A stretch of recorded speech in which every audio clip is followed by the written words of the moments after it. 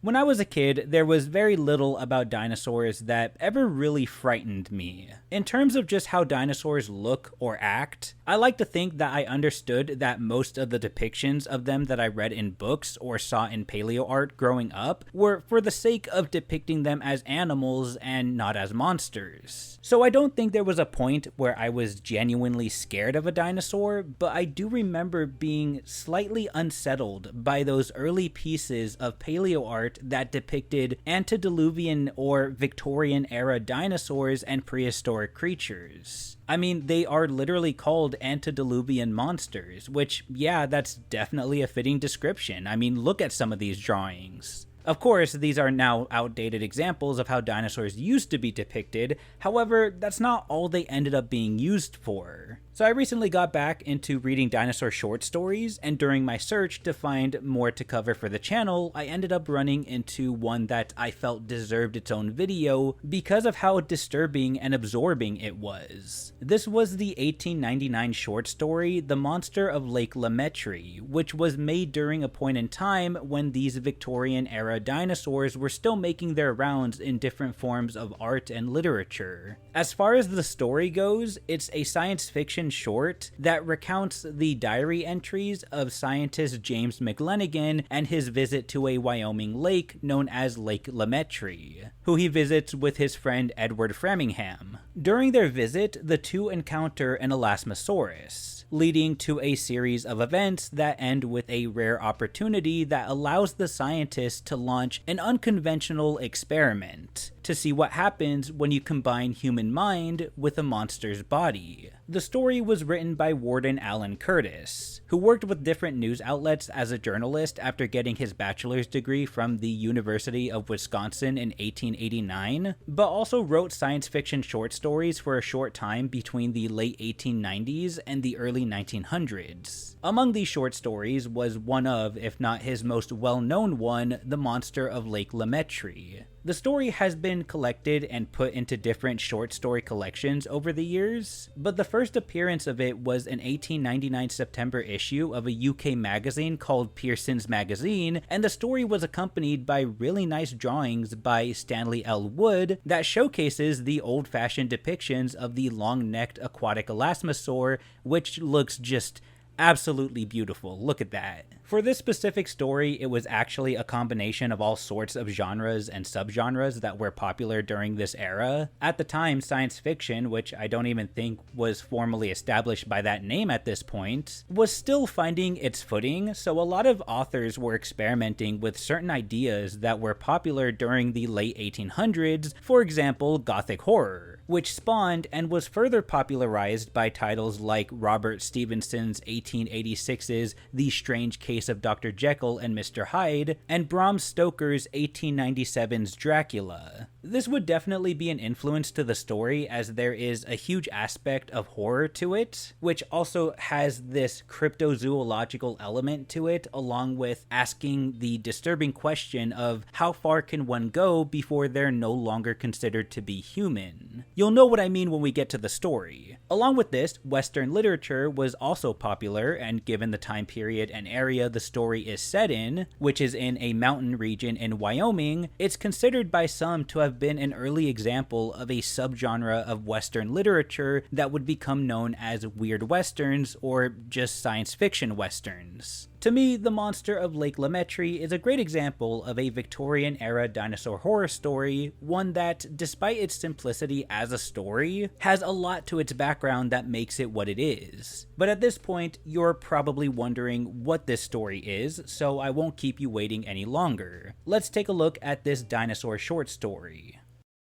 So the story is presented in a series of notes and excerpts written by James McLennigan, who's writing for an associate of his, a professor named Wilhelm G. Breyfogle from their university. So it's all from the point of view of McLennigan, save for the final entry, and the reason why he's taking notes for his associate is to document his finds and discoveries that he would make while venturing to a lake high atop of a Wyoming mountain. McLennigan had heard stories about this lake for several years prior to visiting it, and had even heard rumors that people had sighted prehistoric creatures that supposedly resided up there. Surely this was impossible, but he does make reference to the hollow earth theory, explaining that the interior of the earth was hollowed out, leaving room for plants and animals of a different time and place to continue existing within the safety of the earth itself. And it's possible that this Lake LaMetrie, should all of the rumors about it hold true, could be connected to the inner regions of the planet. In making this journey, it's McLennigan's intentions to find out the truth of this mysterious lake, and with him, a friend accompanies him, whose name is Edward Framingham, and is also of a scientific mind, but his reasons for making this trip are not the same as McLennigan's. Framingham suffers from dyspepsia and is hoping that a peaceful trip up to the mountains will improve his health a bit. The two are able to reside in an abandoned stone house that stands near the river and is where McLennigan begins his first excerpts of his diary. The first excerpt takes place on April 29th, 1896, where the scientist writes about the last few days. Not much happens while McLennigan is able to collect some samples of plant materials that wash up by the shore of the lake. Framingham spends his days fishing, but at one point while he was fishing near the center of the lake, Framingham found out that even with all of the line that he had on him, which almost made up 300 feet, he realized he wasn't touching the bottom of the lake. So he comes ashore, collects every piece of string and rope they had on them,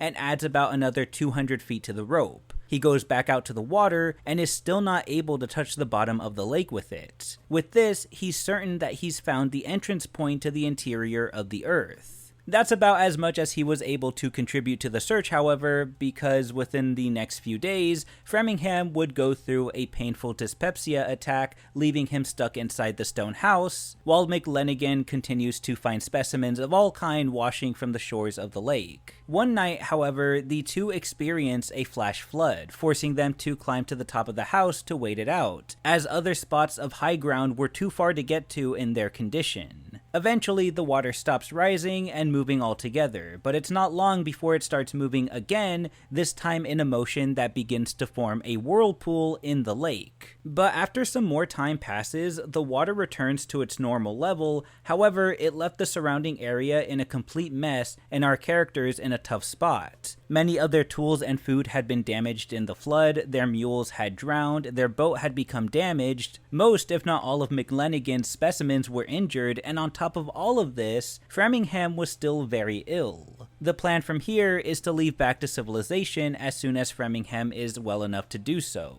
However, the following day, more specifically on May 4th, McLennigan continues to explore the shores of the lake, as the flood had dragged in some interesting specimens. However, none were as interesting as the encounter he would make next. With him, he carried a machete for defense, and as McLennigan bends down to look at a specimen from the shore, he heard movement from something close behind him, and without looking first, he takes his machete and swings it at the noise, where he slices the top of the head of a large and terrible creature, an Elasmosaurus that now lay seemingly dead from its head injury. I mean, listen, I totally get defending yourself, and I'm sure that with McLennigan being a scientist and all, I'm sure he can make out the difference between the movements of a potentially dangerous animal and the footsteps of his colleague. But what if, by some weird chance, that noise just happened to be Framingham? I mean, sure, it'd be unlikely because I'm sure Framingham wouldn't just come out behind McLennigan without announcing himself first, or in this specific case, even leave the house since he's still going through his dyspepsia attack. But still, I just find it kind of funny that he just attacks whatever was behind him before he even looked. But I guess he made the right call. At first, the Elasmosaurus makes no movement or sound at all, which surprises McLennigan, as he expected there to be some leftover convulsions or something before the animal fully dies. But he concludes that his machete slice put the animal into a sort of coma. So in case the animal's sudden jolts of life sent it back into the lake where McLennigan couldn't get to it, he takes the opportunity to open the animal's head and recover its brain. He also takes this time to analyze it. In his description, he writes, "In length of body, it is exactly 28 feet. In the widest part, it is 8 feet through laterally, and is some 6 feet through from back to belly. 4 great flippers, rudimentary arms and feet, and an immensely long, sinuous, swan-like neck complete the creature's body. Its head is very small for the size of the body, and is very round, and a pair of long jaws project in front much like a duck's bill. Its skin is a leathery integument of a lustrous black, and its eyes are enormous hazel optics with a soft melancholy stare in their liquid depths. It is an Elasmosaurus, one of the largest of antediluvian animals. Whether of the same species as those whose bones have been discovered, I cannot say." After his analysis, he goes back to the house to tell Framingham what he had found. Although improved, Framingham was still not 100%, but still joins his colleague to see the Elasmosaurus because who wouldn't want to see something like that? More examinations of the creature is made, and they're surprised to see that the animal's body shows signs of movement and life. For example, its heart was still beating. Of course, no major movement was being made due to the damage in its head and the fact that, it doesn't have a brain. But this wasn't an uncommon sight to see in animals, at least according to McLennigan, as there are plenty of examples of animals showing power of motion even if crucial parts of them are removed from their bodies. But what fascinates the scientists even more is that, looking under the sliced bit of the animal's skull, he sees that the healing process was already beginning. He also makes the rather unsettling note that the Elasmosaurus' skull has similar qualities to that of a human skull, like its size and shape of the brain pan. As interesting as all of this sounds, Framingham's dyspepsia was getting the better of him, and the next day, on May 5th, the pain was so great that he declares that if the condition doesn't kill him first, he plans to put himself out of his own misery, leaving McLennigan in a tough spot. But later that day, the scientist goes back out with Framingham to continue examining the Elasmosaurus, this time bringing a case of surgical tools to tend to the animal's wound. Turns out the creature's body is functional enough to even ingest food, as McLennigan is able to feed it mussels, which the animal swallows through convulsions. Along with this, he also notices the head had continued to heal. So with this, the plan for the scientist was to take his notes and Framingham back into town, where he plans to document everything in a letter that he will then send to his friend from the university, so that they make the trip over to study the animal with him. From there, they will decide what to do with the animal and brings up the possibility of maybe stuffing it. Framingham tells him that stuffing it would require killing it first, and if this experience of theirs was to prove anything, the animal's body was very tough and hard to kill. Even without the function of its brain, the animal's body continues to function almost normally, and Framingham actually marvels at the animal's ability to do this. Given his body had become weak to his dyspepsia, he envies the vitality of the Elasmosaurus' body and wishes his could be the same. He states, "Oh, if only I had the vitality of that animal. There is a monster whose vitality is so splendid that the removal of its brain does not disturb it. I should feel very happy if someone would remove my body. If I only had some of that beast's useless strength." And McLennigan responds with,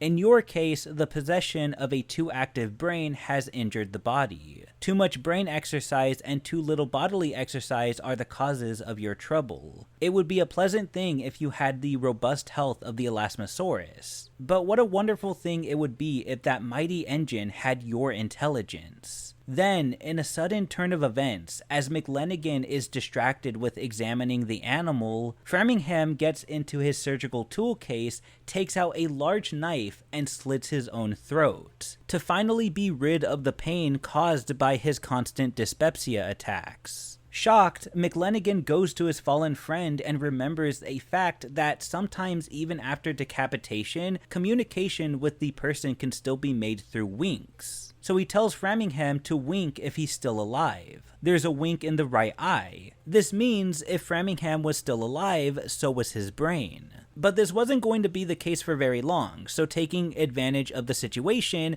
McLennigan takes his machete, cuts open Framingham's skull, takes his brain, and places it inside the Elasmosaurus's head. Though it might not seem entirely ethical, to the scientist, he seems to view it as seizing a very rare opportunity. In his notes, he states, "For years, the medical fraternity has been predicting that brain grafting will sometime be successfully accomplished. Why has it never been successfully accomplished? Because it has not been tried. Obviously, a brain from a dead body cannot be used, and what living man would submit to the horrible process of having his head opened and portions of his brain taken for the use of others? The brains of men are frequently examined when injured and parts of the brain removed, but parts of the brains of other men have never been substituted for parts removed. No uninjured man has ever been found who would give any portion of his brain for the use of another. Until criminals under sentence of death are handed over to science for experimentation, we shall not know what can be done in the way of brain grafting, but public opinion would never allow it." So for the following few days, McLennigan tests out his experiment. He buries Framingham's body and gives the Elasmosaurus's head time to heal. As the days go by, McLennigan notices some changes and improvement to the Elasmosaurus's physical state. The animal begins to make expressions with its eyes, and at one point even begins to move its flippers freely.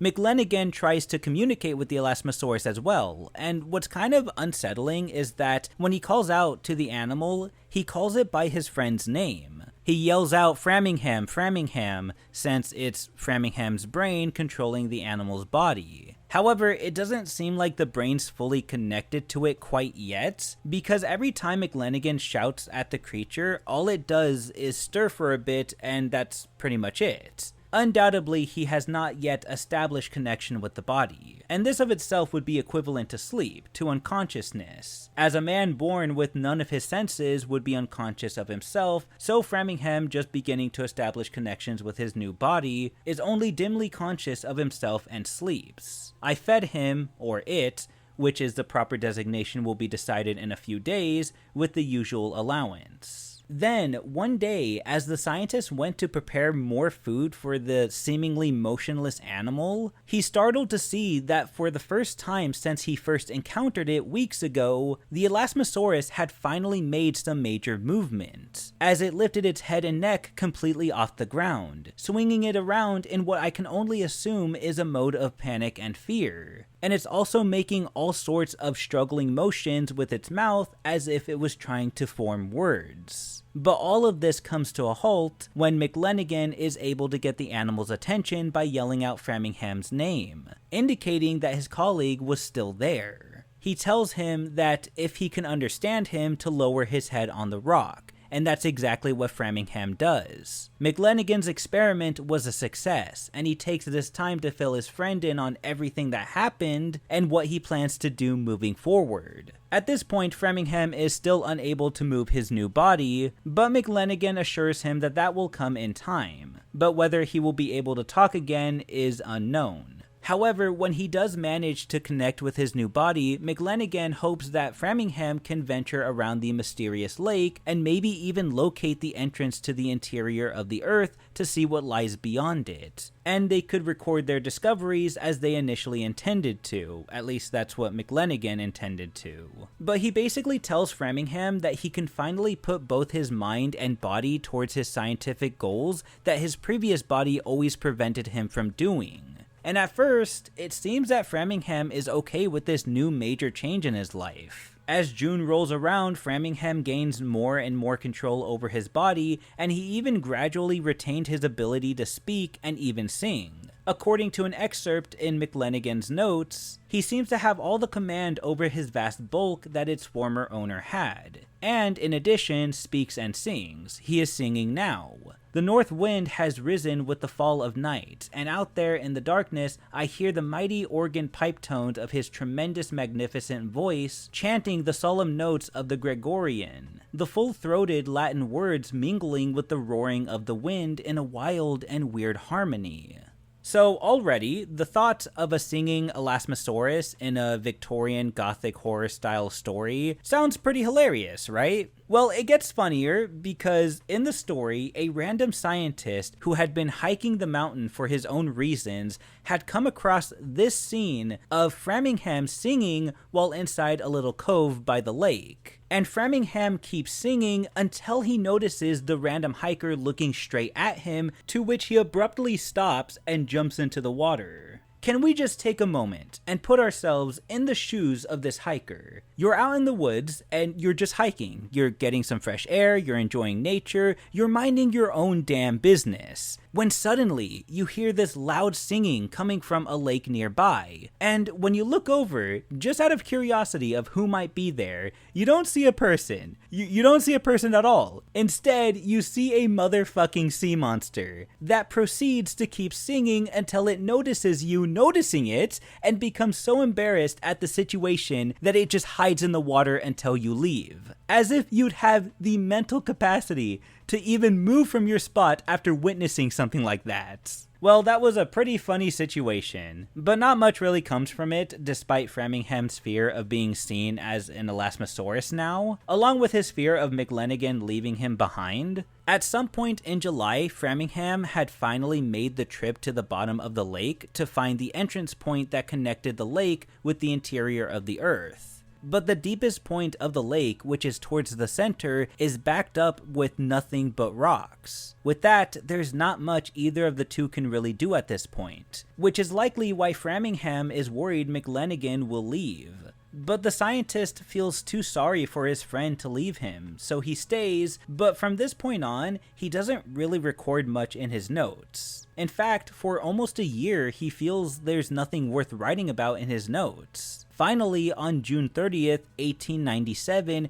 McLennigan writes in his diary once again, but unfortunately, it's nothing good. As time went by, the scientist was beginning to notice a change with his friend, and is starting to believe the body of the creature was overtaking the mind of Framingham. At one point, Framingham used to be interested in McLennigan's scientific ideas, but has pretty much rejected any interest in them anymore. At one point, it seemed that Framingham had also gotten used to talking in the body of the Elasmosaurus, but his speech was beginning to downgrade. This could very well indicate that Edward Framingham was truly dead now, but only time would tell. This would actually be the final excerpt in McLennigan's notes, with him just documenting his evidence in the changes of his friend. But there is one final segment to the story, but it's told from the perspective of a captain named Arthur W. Fairchild. On April 15th, 1899, about a couple of years after the last entry from McLennigan's diary, Fairchild would write to McLennigan's associate, Professor Wilhelm G. Breyfogle, telling him that he was dispatched to lead a company of infantry and 2 squads of cavalrymen to the same mountain that held the mysterious Lake LaMetrie. There had been panic in the area from natives that abandoned their reservations because something had scared them off. The cavalrymen spent days going up to the mountain until they finally reached the lake, where they encountered the terrifying monster, a long-necked creature holding the body of a man within its jaws. In his recounting of the events facing the Elasmosaurus for the first time, Fairchild wrote, "Observing us, it stretched its jaws and laughed, and in saying this, I wished to be taken literally. Part of my command cried out that it was the devil and turned and ran. But I rallied them, and thoroughly enraged at what we had witnessed, we marched down to the shore, and I ordered the howitzers to be trained upon the murderous creature. While we were doing this, the thing kept up a constant babbling that bore a distinct resemblance to human speech, sounding very much like the jabbering of an imbecile or a drunk trying to talk. I gave the command to fire and to fire again, and the beast tore out into the lake in its death agony and sank."